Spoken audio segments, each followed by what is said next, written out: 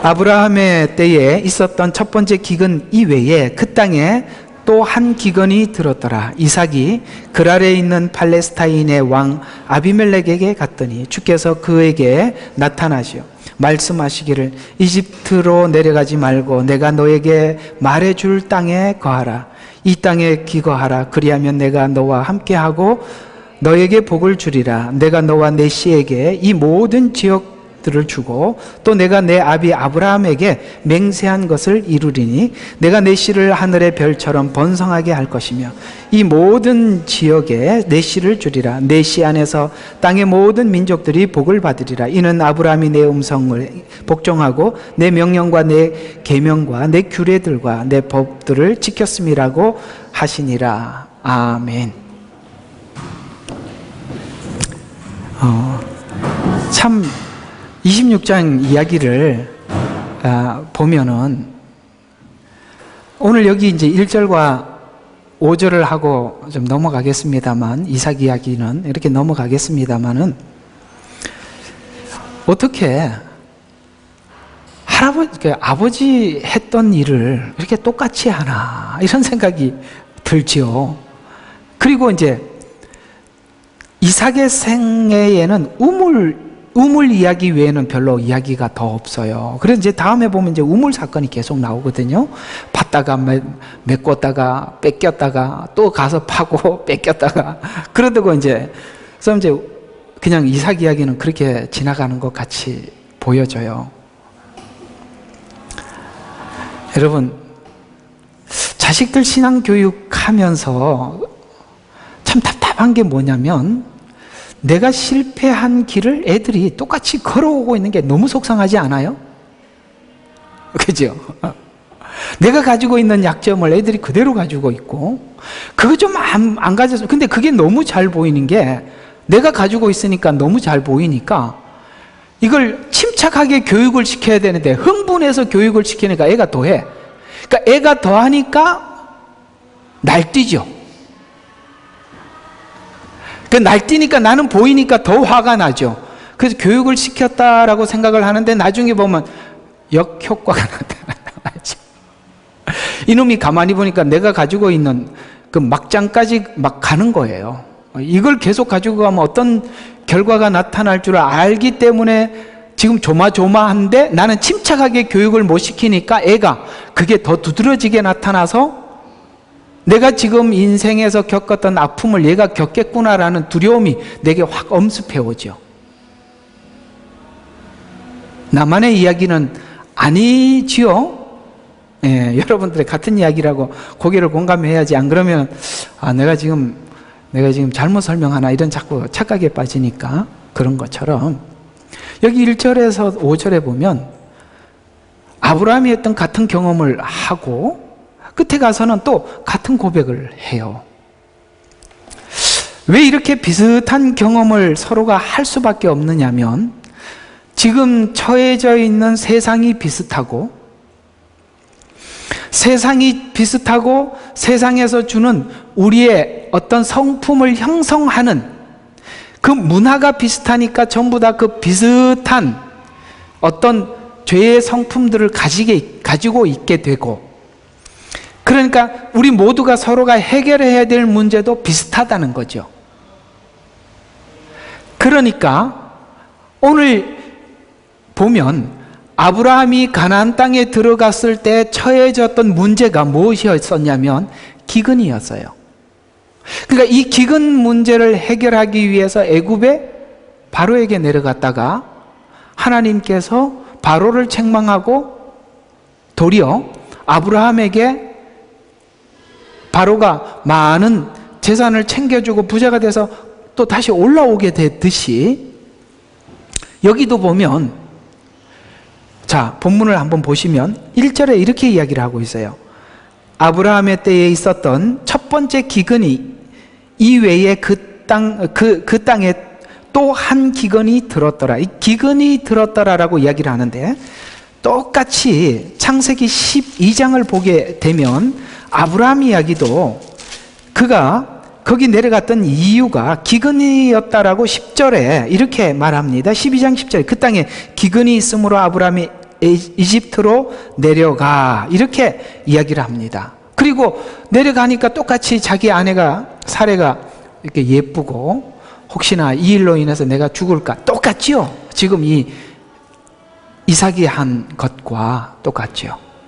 왜냐하면 그 당시 문화가 그렇기 때문에 기근이 드니까 있는 곳으로, 내가 기근을 해결할 수 있는 곳으로 자연스럽게 내려가게 되고, 그 다음에 그때 그 성문화 이제 말씀을 드린 것처럼, 그러니까 이쁘니까 내가 동생이라 그러면은 데려가서 내가 도리어 상을 받을 것이고 고맙다고. 만약에 이게 아내라고 하면은 내 아내를 뺏기 위해서 나를 죽이고 데리고 가지 않을까, 이런 두려움 때문에 또 그렇게 이야기를 하게 되고, 이런 것들이 모두가 비슷해요. 왜냐하면 이건 뭘 이야기하느냐면 그때 상황이 비슷하고 지금 현 시대는 동일하게 우리가 처해져 있는 상황들이 다 비슷해서 서로가 대화를 해보면 우리 모두가 해결해야 될 문제가 저 사람은 전혀 이렇게 다르고 나는 완전 다르고 이렇지 않고 비슷비슷하더라는 거죠. 그 문제가 그 문제고, 그렇다면 누군가는 이 문제를 극복해 넘어가 본 사람이 있을 것이고, 누구는 아직도 넘어오고 있는 중에 있을 사람이 있을 것이고, 아직도 이런 문제가 내게 있다는 사실을 모르는 사람도 있을 텐데, 이때 이런 문제가 있는지도 모르는 사람들, 누군가는 이 문제를 해결하기 위해서 반쯤 넘어온 사람들이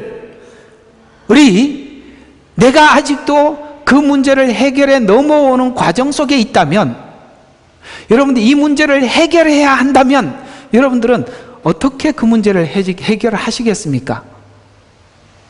묻잖아요. 이 문제를 어떻게 해결했으면 좋겠어요? 이건 앞선 사람들의 경험을 들어보는 것이 아주 중요합니다. 그래서 우리가 항상 낮은 마음을 가질 때 이 문제를 해결해야 된다라는 낮은 마음, 내가 아직 어린아이와 같다라는 마음을 가질 때 드디어 먼저 앞선 사람들, 넘어본 사람들에게 귀를 기울이고 들어볼 마음이 생기는 거예요. 그게 지혜입니다. 그게 여러분들의 자존심을 상하게 하는 일이 아니라 먼저 앞선 사람들의 이야기에 귀를 기울일 줄 알아야 돼요. 그냥 내 간증이지만 한번 들어보면 참 지혜로웠구나, 이런 생각이 들 거예요. 그게 무슨 일이 있었냐면, 이제 신앙생활을 하기 시작하고 은혜를 받고 나니까 내가 뭔가 하나님 앞에 넘어가야 될 문제들이 많다는 걸 제가 발견하게 되었어요, 제 자신에게. 근데 이걸 누가 세세하게 설명해 주는 분이 없으세요. 그런데 제가 교회 다닐 때 정말 기도를 열심히 하시는 어머니 부대가 있었어요. 그분들은 보통 40대, 50대였습니다. 지금 여러분 나이대하고 비슷할 거예요. 그분들이 일주일에 2번씩 철야를 하시는 분들이세요, 교회 지하실에서. 저는요, 그분들이 기도하러 갈 때 저도 같이 기도실에 앉아갖고 기도하고 난데, 그분들이 기도하기 전에 1-2시간씩 잡담을 하세요. 근데요, 제가요 그 잡담을 귀담아 들었어요. 근데 그 잡담들은 시시껄렁한 잡담들이 아니었습니다.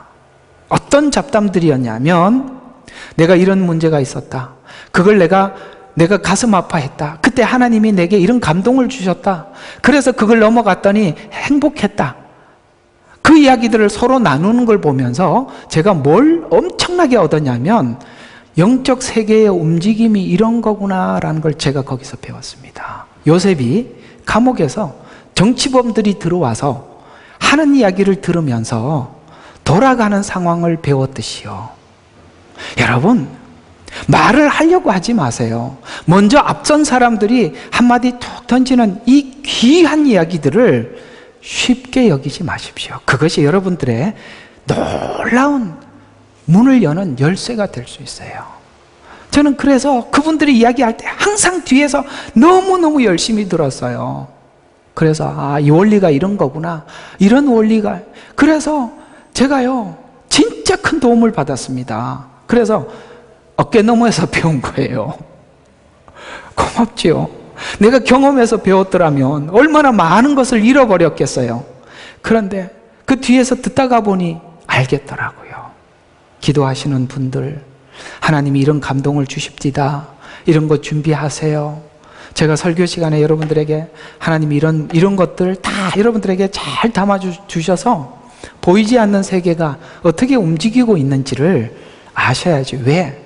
사단은 그 보이지 않는, 그래서 너희들의 싸움은 혈과 육에 속한 것이 아니라 보이지 않는 영적 세계라고 말씀하고 있어요. 보는 것으로 판단하는 사람들은 늘 사단의 도구가 될 수밖에 없지요. 그래서 여러분 자신이 하나님 앞에 성숙해 가기 위해서는 정말 이런 한마디 한마디들을 여러분들이 잘 마음에 간직할 때 여러분들은 정말 빠른 속도로 여러분들이 성숙해 나갈 것입니다. 자, 오늘 이야기들을 한번 풀어 설명을 해보죠. 성경에 기록된 개인의 삶, 여기 이제 개인적인 사건들, 그 다음에 여기 이제 아브라함도 이삭도 야곱도, 이건 개인의 삶이죠. 그 다음에 이스라엘 전 역사, 이런 교훈을 통해 주려 하는 것은 마치 이 땅 아래 해 아래 새 것이 없듯이 모두가 하나님이 목적한 한 방향으로 가고 있기 때문에, 우리는 같은 방향, 같은 길을 가고 있기 때문에 성경에서 우리에게 주는 교훈들이 과거의 이삭의 이야기고 아브라함의 이야기지만 오늘 우리에게 굉장히 강하게 현실감 있게 찾아올 수밖에 없는 것은 그들이 갔던 길, 그들이 간 방향이나 오늘 우리가 부름을 받아서 갔던 길이나 방향이 같기 때문에 여기에서 수많은 교훈을 얻는다, 이 말입니다. 그래서 해 아래 새 것이 있는 게 아니라 성경 안에 우리 모든 답을 하나님이 이미 주셨다는 것이죠. 그래서 성도들이 겪고 있는 사건은 우리 모두가 서로가 다르다 할지라도 하나님이 주시려는 교훈은 같기 때문에, 그런 의미에서 26장은 아브라함의 사건을 반복해서 보는 듯하지요.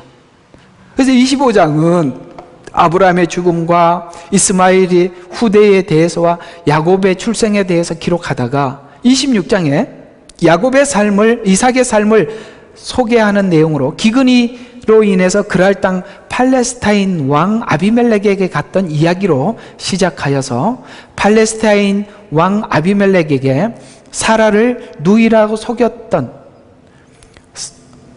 사라가 아니고 리브가죠. 이런 걸 이제 딱 찾아내야죠.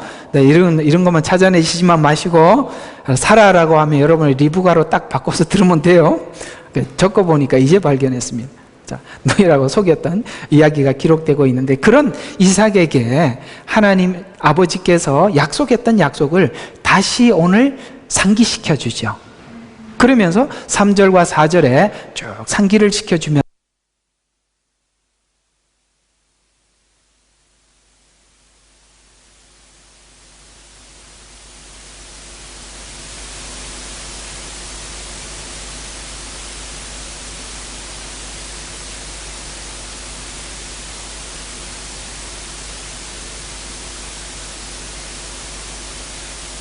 계속 보겠습니다. 자, 5절에 보면 아브라함이 내 음성에 복종하고 내 명령과 내 계명들과 내 규례들과 법들을 지켰다라고 아브라함의 생애를 연상케 하는 그런 말씀을 지금 하고 있는데요. 하나님의 말씀에 불순종하여 아비멜렉 앞에서 사라를 누이라고 속인 이삭 사건을 기록하면서 지금 이걸 받아보고 있는 이스라엘 백성들이 우리는 누구일까?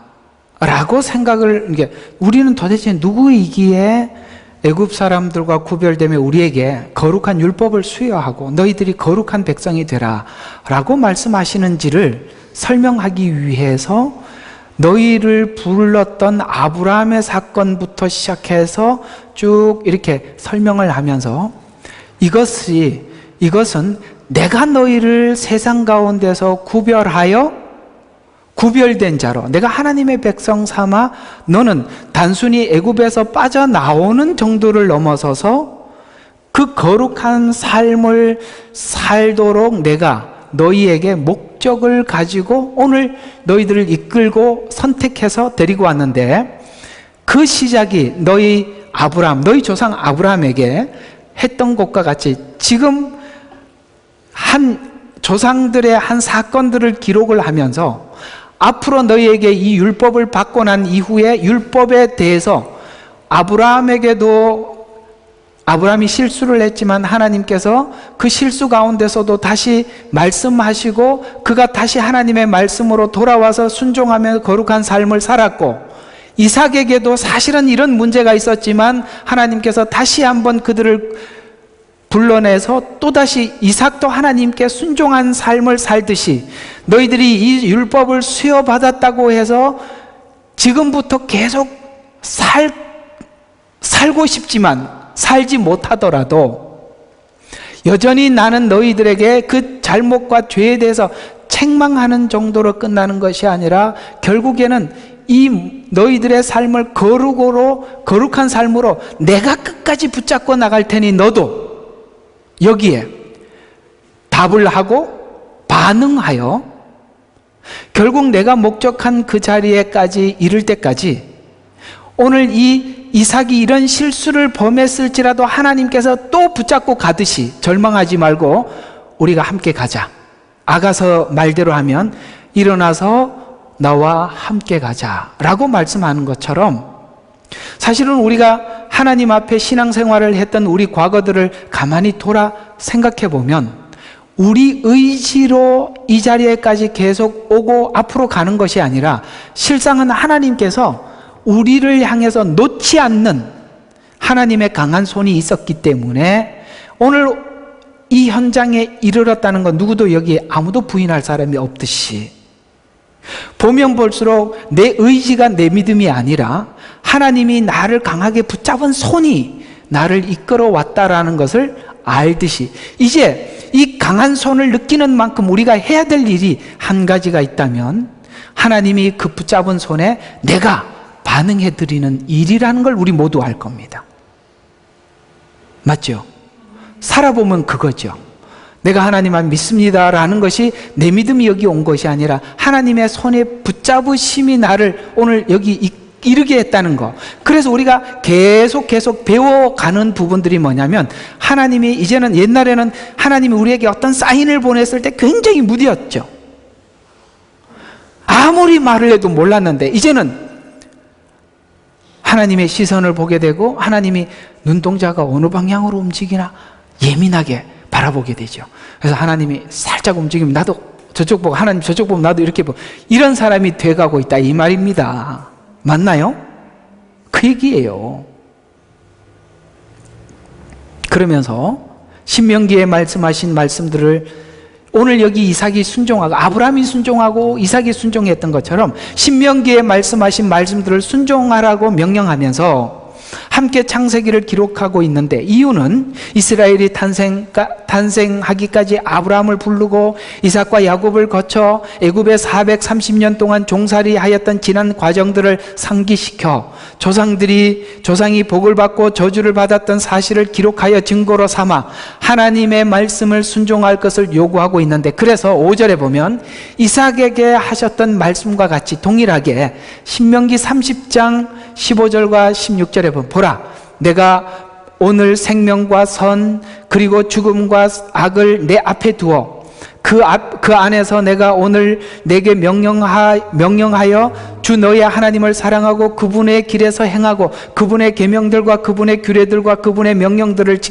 지키게 하였으니 이는 내가 살고 번성케 함이라. 주 너의 하나님께서 내가 차지하려는 그 땅에서 너에게 복을 주리라. 명령을 지키면 복을 받고 외면하면 벌을 받는 요구는 공정한 요구이죠. 맞지요? 공정한 요구인데도 이 말씀을 받고 있는 이스라엘 당사자 입장에서는 이상하게, 참 우리는 그래요.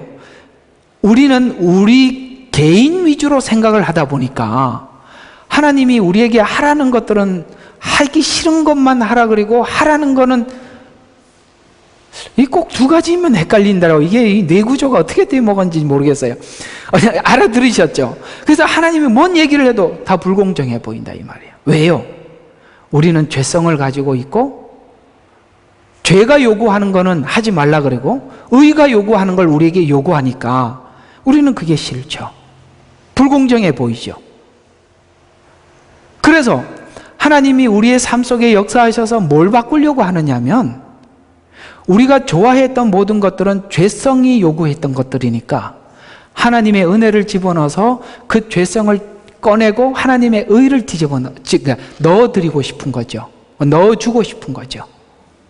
바로 이 갈등 속에 우리가 얼마나 하나님 앞에 수긍하느냐, 과거 것을 놓고 하나님의 것을 붙잡느냐, 이 씨름 가운데 하나님께서 뭘 하시느냐면 악한 걸 붙잡아서 손해를 보고 속게 만들고 처절하게 비명 지르게 해서 두 번 다시 내가 원하는 걸 붙잡지 아니하리라. 이제는 하나님의 것을 선택하리라는 것을 경험으로 뼈아픈 체험을 하게 함으로 이제는 하나님이 이제 두 가지를 내 앞에 두었을 때 옛날 같았으면 이걸 붙잡겠지만 아이고 나 이거 붙잡으면 내가 무슨 일이 생기는 줄 알아. 그리고 집어치워버리고 하나님의 것을 선택하게끔, 이게 바로 거룩으로 우리가 변해가는 이 일을 내가 결코 놓지 않을 것이다. 네가 살아있는 동안 내가 이 일을 하고 말 것이다. 이걸 선언하신 바람에 우리는 도망갈 수 없게 됐죠. 맞나요? 도망 못 가는 사람들 여기 다 잡혀와 있습니다. 누가 여기서 피해갈 수 있겠어요? 누군들 세상 사람들처럼 편하게 살고 싶지 않겠어요? 그러나 하나님의 고집이, 하나님의 열심이 우리를 놓지 않았는데 그게 보니, 이제 보니, 살아보니 이게 왜 은혜인가? 내가 무엇이 간데 그 아름다운 천국을 예비하시고 우리로 하여금 거기 함께 사는 수준으로 나를 끌어올리시나. 생각해보면 고맙기 이를 데 없고 감사하기 이를 데 없는데 우리가 이 감사를 서로 느낄 수 있다면,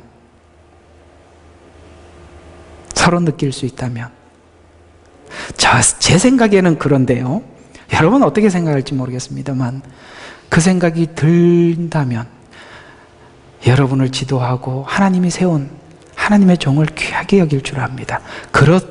그렇습니다. 제가 해보니까. 나는 뭐 하나님은 귀한데 당신은 아니야, 그럴 수는 없어요. 그게 같이 묶여 있다는 거 아십니까?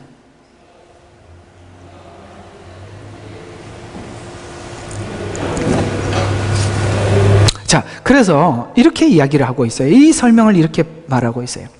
신명기 30장 11절과 13절을 자, 내가 너희들에게 가르쳐 준 거 이거 지켜라, 이거 죄다, 이거 선이다, 이렇게 말해줬던 것들이 멀리 있는 것도 아니고 하늘에 있는 것도 아니고 이게 막연한 얘기가 아니라는 거지요.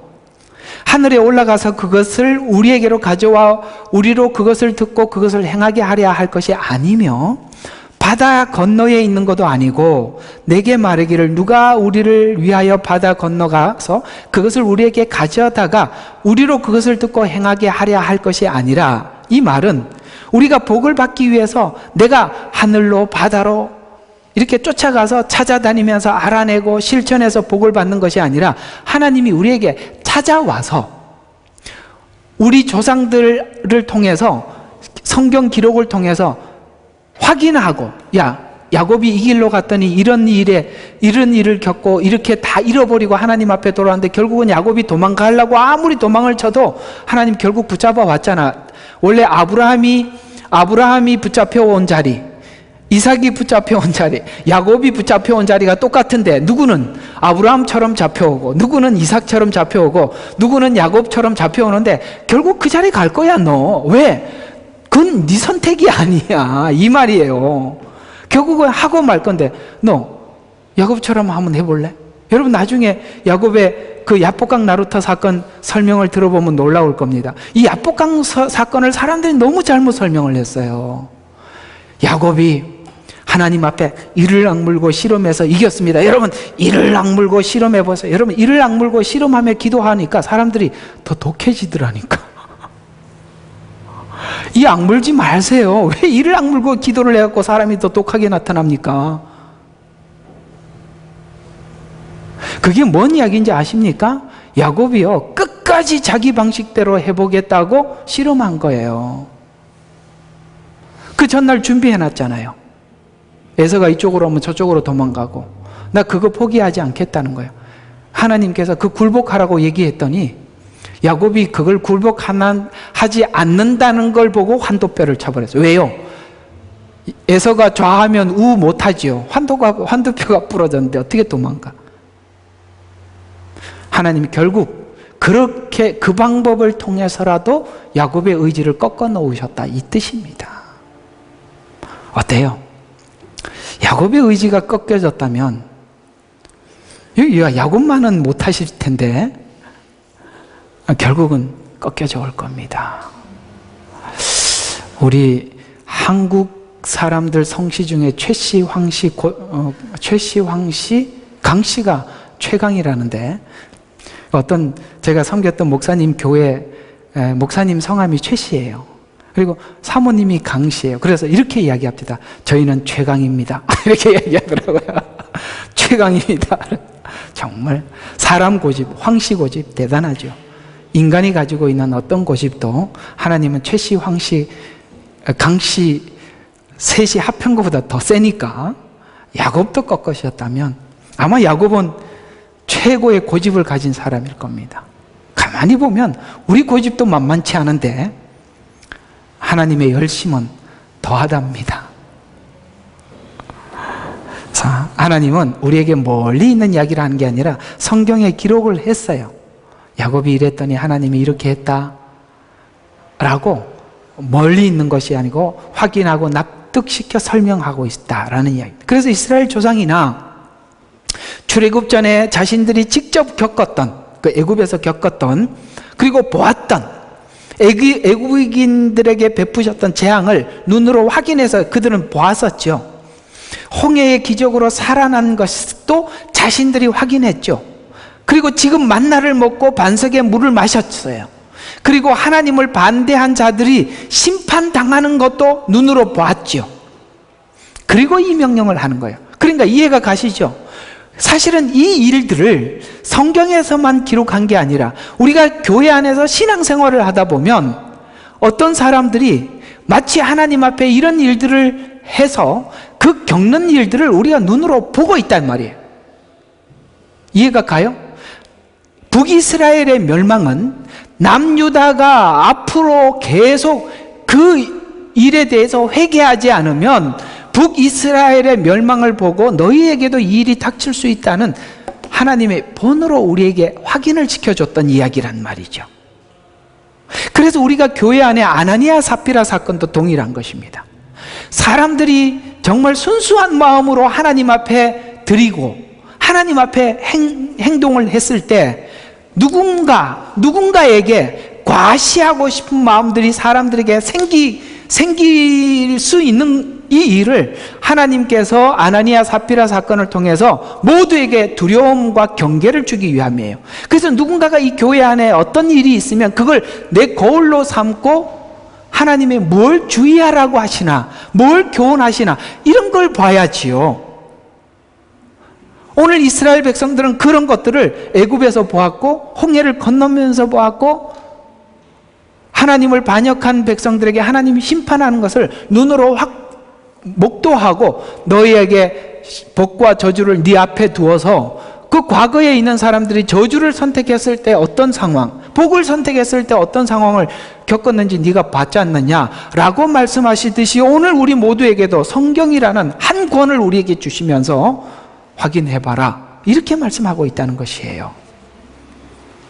현대를 살아가는 성도들은 이스라엘 백성들이 경험한 이상으로 우리 모든 것을 망라한 성경을 가지고 이스라엘 전 역사에 통한 복과 저주를 확인했고, 더 나아가 하나님의 사랑, 더 나아가서 우리는 신약의 예수님 십자가 곧 사랑을 눈으로 보고 만져 알게 된 명령이다라고 우리에게 말씀하고 있어요. 그래서 주님을 섬길 것인가 말 것인가를 가의 선택은 분별의 문제 정도가 아니라 우리에게 충분히 납득하고 증명한 후 요구하고 있기 때문에 지혜와 분별이 부족하여 우리는 순종하지 못합니다라는 말을 할 수가 없게 됐단 말이에요. 왜? 성경이 있으니까.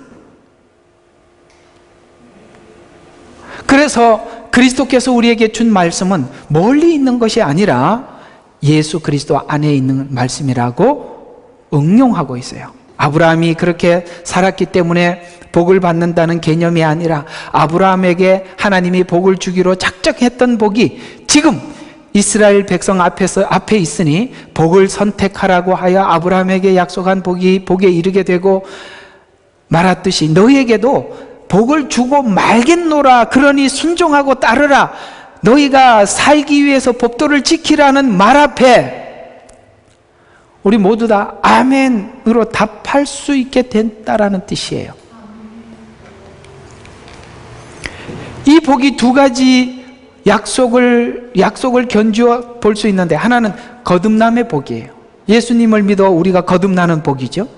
두 번째는 하나님으로부터 얻은 거듭남의 은혜가 우리의 생활이 의로운 하나님의 백성답게 사는 의의 생활로 의롭게 되는 것. 그래서 칭의와 성화가 하나님이 우리에게 주신 축복인데, 그 칭의로 결국 하나님이 성화를 완성할 것이다 라는 이야기죠. 오늘 여기 7장에 26장에 있는 말도 결국은 하나님께서 이삭을 부르시고 아브라함에게 약속한 대로 칭의가 결국 내가 널 성화로 이르게 하겠노라 라는 이야기입니다.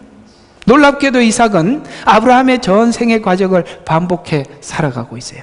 처음 살펴보듯이 기근이 들었을 때 행했던 행동과 아내에게 했던 행동을 반복해서 나타나고 있는데, 살면서 경험으로 터득하는 것입니다. 참 희한한 게, 좀 이따 합시다. 자, 삶으로 터득하기 위해서는 시간이 필요하죠. 그래서 시간이 경험을 낳게 하고 그 경험이 교훈이 쌓여 스스로 선을 선택하는 자유의지의 책임을 갖게 하는 것인데, 이 말이 이삭을 통해서 설명하고 싶어하는 교훈이에요. 그러니까 아버지가 겪었던 일들을 그냥 기계적으로 하는 게 아니라 실제 경험했으니까 뭐가 돼? 자유의지, 속에서 우러나오는 반응을 하게 하시더라는 이 뜻이죠. 그래서 이삭은 아브라함의 신앙이 유산으로 넘어간 것이 아니라, 이게 중요한 이야기입니다. 이해가 가요? 그래서 여러분들이 착각하지 말아야 될 게 하나가 있는 게, 목사님 신앙이 아들에게도 똑같지 않다는 걸 아셔야 됩니다. 자꾸 교회에서는 그 애들이, 목사님 아들, 딸들이 상처가 많아요. 왜냐하면 너 아버지가 목사인데 네가 목사 아들인데 왜 그 모양이냐. 전혀 다르다니까요. 신앙은 아브라함이 그렇게 이삭을 드릴 만큼 또 본인이 하나님 앞에 드려졌었잖아요. 그러면은 훌륭 더하기 훌륭일 텐데, 봐요, 훌륭 안 하잖아. 26장에 드러나잖아요. 똑같잖아요.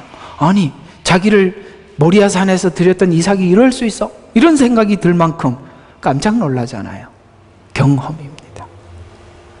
우리는 어떤 말씀에 대해서는 우리가 마음에 담아두기는 하지만, 그 담아두었던 말씀이 내가 그 말씀을 담아두었었는데도 왜 못했지? 이런 경험을 할 때가 있다, 이 말이죠. 그래서 이삭은 이삭대로 약속을 받은 자녀로서 하나님 앞에 경험을 통해서 지금 이삭 자신이 설득되어 가고 있는 중이에요. 그래서 자신의 아내를 누이라고 속였지만 이 문제를 책망하고 문제 삼지 않고 도리어 아비멜렉이 이삭을 책망하죠. 참 이상한 일이죠. 하나님이 책망을 안 하고 아비멜렉이 이삭을 책망해.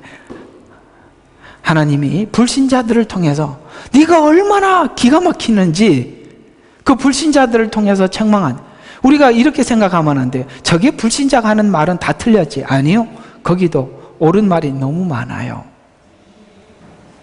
그래서 아비멜렉을 통해서 책망하는데, 아내를 누이라고 속여 우리가 죄를 가져올 뻔했다고 하여 도리어 이 사람이 그의 아내를 접촉하는 자는 죽음에 처하게 할 것이다 라고 하여 100배의 수확을 얻게 하고 창대하고 번성케 하여 부흥케 되어 앞으로 이 팔레스타인 사람들이 그 뒤편에 보면은 시기 날 만큼 거부가 되게 하시더라는 거예요. 실수했는데도 하나님이 거부되게 하셔서 도리어 줘서 보내. 희한한 일이죠. 이걸 보면 여러분들이 뭘 느끼냐면은, 여러분들이 실망하고 하나님 앞에 부족한 어떤 행동을 취했다고 해서 주저앉아 있지 마세요. 그건 믿음이 없어서 하는 일이에요. 그러지 마세요. 하나님은 오늘 이삭에게 더 줘서 보냈다고. 항상 여러분들이 기억해야 될 것은 우리는 하나님 손안에 모든 것이 있다는 걸 잊지 마세요. 사단이 하려고 하는 것은 네가 그렇게 살면서 어떻게 하나님 앞에 얼굴 들고 다니냐, 그게 거짓말이라고요. 내가 그러잖아요. 전에 한번 이야기 많이 해요. 그러니까 평상시에 들은 말씀이 힘이 되라는 말이에요. 뻔뻔하게 살으란 말이에요. 하나님 앞에 철판 깔고. 왜 철판을 깔주냐? 저 그래도 하나님 아들인데요, 이렇게 말하란 말이에요. 뭐가 하나님이 그럼 할 말이 없다니까요. 여러분, 자녀들이 아무리 속을 썩여도 한마디만 하면 다 끝나요. 그죠? 한마디만 하면 다 끝났듯이요, 하나님도 우리에게는 아버지예요. 그러니 사단이 속이는 거짓말 듣지 마세요. 그래서 하나님 앞에 이렇게 그럴 때는 기도하러 가더라도 너무 뻔뻔하게는 가지 말고, 제 표현 보세요. 이렇게 머리 긁으면서 아유 이렇게 가. 그러면 돼요. 아유 또 그랬어요. 그러면서 그러면 되죠. 그러면 되는데 아예 못 가게 한단 말이죠. 그러면 안 돼요. 근데 아버지 어쩔 겁니까? 그래도 제가 아들인데, 이렇게 가시면 그래 내 아들아 하고 받아주실 겁니다. 여러분 알았죠? 여기 듣는 분들도. 자, 성경은 도덕성을 설명하는 게 아니에요. 사단은 자꾸 우리를 도덕이라는 데다가 밀어넣어서 너 아니잖아 이렇게 이야기하는 거예요. No, 성경은 도덕성을 하려는 책이 아닙니다. 하나님의 약속이 이삭에게 무엇을 하게 하는지를 설명하려 하고 있어요. 그래서 하나님은 저주를 택하면 하나님은 우리 인생에 거스리는 분으로, 우리의 길을 막는, 가시와 진려로 우리의 길을 막는 하나님으로 등장하는 것이에요. 성경이 말하고 싶은 것은 하나님이 어떻게 은혜로 부른 백성에게 복을 주고 그 복을 성실히 이루는가를 설명하려고 하고 있어요. 아브라함도 이삭도 신약에 있는 모든 성도들도 그렇듯이 하나님을 믿고 따르는 것이 복이라고 설명을 하고 있는 것입니다. 하나님은 약속을 성실히 수행하고 있어요. 그러니 그 말씀을 따르고 순종하는 것이 복이라는 것을 설명하고 있는데, 그래서 이 복이 원래 하나님이 우리를 부르고 난 뒤에 하나님이 중간에 개설하고 이런 복을 작정한 것이 아니라 이미 태초부터, 창세 이전부터 이 복을 약속하셨다고 에베소서 1장 3절과 5절에 그리스도 안에서 천상에 있는 모든 영적인 복으로 복 주신 하나님 곧 우리 주 예수 그리스도 아버지께서는 복이 있도다. 하나님께서 세상의 기초를 놓기 이전에 우리로 사랑 안에서 그분 안에서 흠없게 하시려고. 흠없게 하는데 어디에서? 기점이 뭐라고요? 그분의 사랑 안에서 흠없게. 그러니까 그분의 사랑을 느끼지 않고 그분의 사랑 안에서 거룩하고 흠없게 만든 건 내가 한 것이지, 그분의 사랑 안에서 만들어지지 않는 것은 다 무너지는 걸 느끼게 될 거예요. 그래서 내가 세운 거는 다 무너지게 만들고 그분의 사랑 안에서 만들어진 것만이 거룩이 남고 흠이 없는 것으로 남게 하는 것을, 이런 계획을 이미 하나님이 창세 이전에 계획했더라. 그래서 하나님의 기쁘신 뜻에 따라 예수 그리스도를 통하여 우리를 자신의 자녀로 입양할 것을 예정하셨으니 이는 하나님께서 사랑하시는 이 안에서 받아들이신 그의 은혜의 영광, 우리를 사랑하셨던 은혜의 영광을 찬양하는 마음이 나로 하여금 거룩하고 흠없게 만들더라. 이 말 알아들으세요? 나를 구원하신 그 은혜, 그 영광이 나로 하여금 하나님 앞에 감격하게 하고, 이 감격한 마음이 나 스스로 하나님 앞에 거룩을 쫓게 만들더라. 십자가가 만든 거룩과 흠없음이 진짜지 십자가가 빠져서 만든 건 다 무너진다 이 말이에요. 여러분들 우리가 가끔씩 놀라는 것이 뭐냐면 내가 믿음이 있어 보이는데 십자가 없이 만든 믿음이 무너지는 걸 보고 내가 믿음이 하나도 없었나 하고 놀라는 겁니다. 그건 왜 놀라느냐면 십자가 없이 만들어졌다는 것을 하나님이 확인시켜 주었던 하나의 확인에 불과한 거예요. 스스로 쌓은 건 다 무너질 것입니다. 깊지요? 하나님의 복음의 깊이가.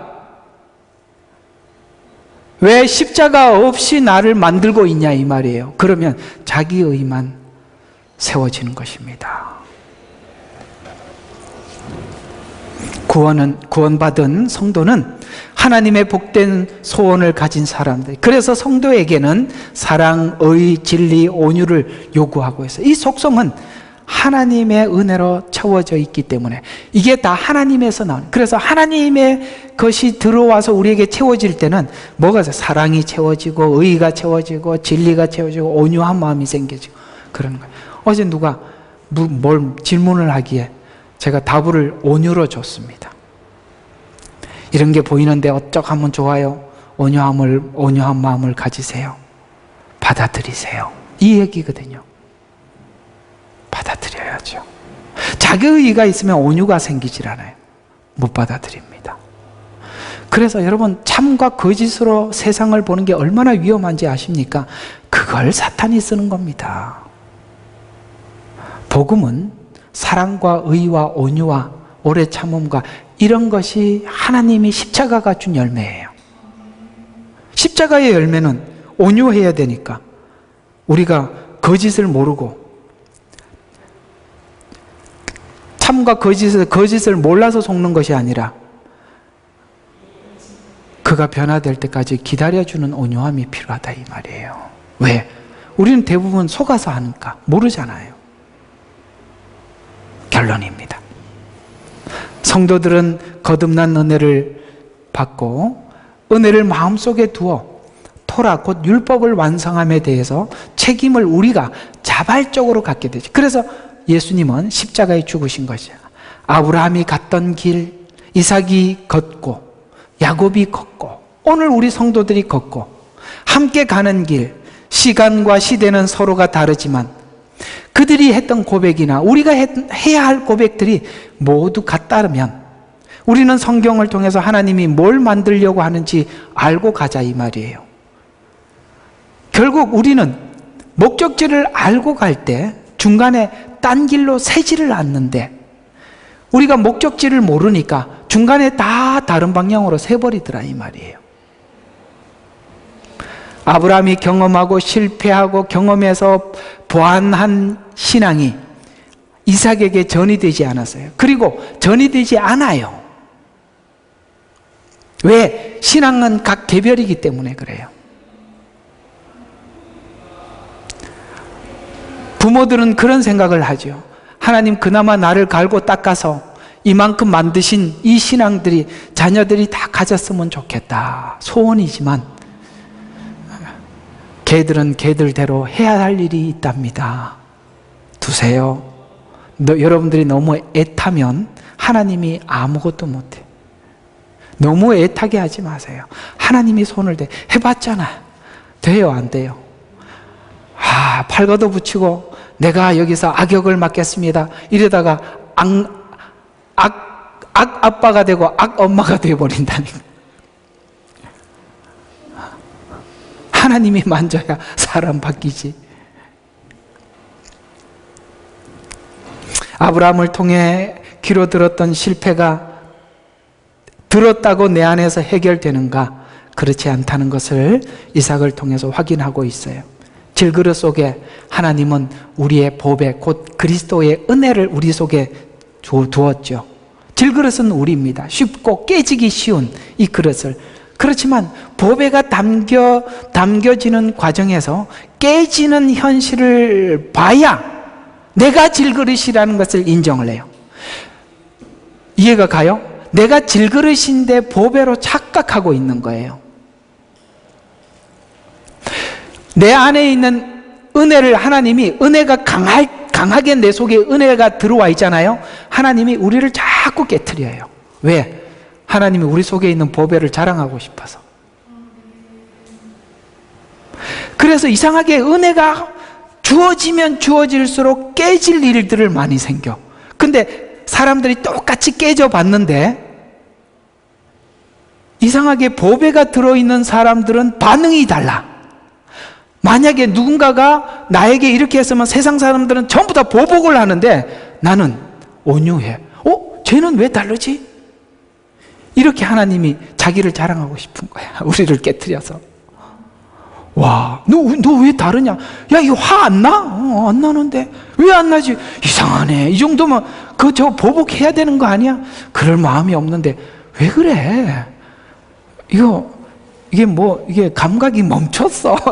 감각이 멈춘 게 아니라 나는 주님 안에서 죽은 지 오래됐어. 이거예요. 전부 다 살아있는데 죽은 모습이 보인단 말이에요. 하나님이 그래서 깨트린 게, 이상하게 은혜를 받고 나면 깨질 일들이 너무 많아. 맞아요, 안 맞아요? 그래서 어떤 사람은 겁을 내. 은혜 안 받으려고 그래.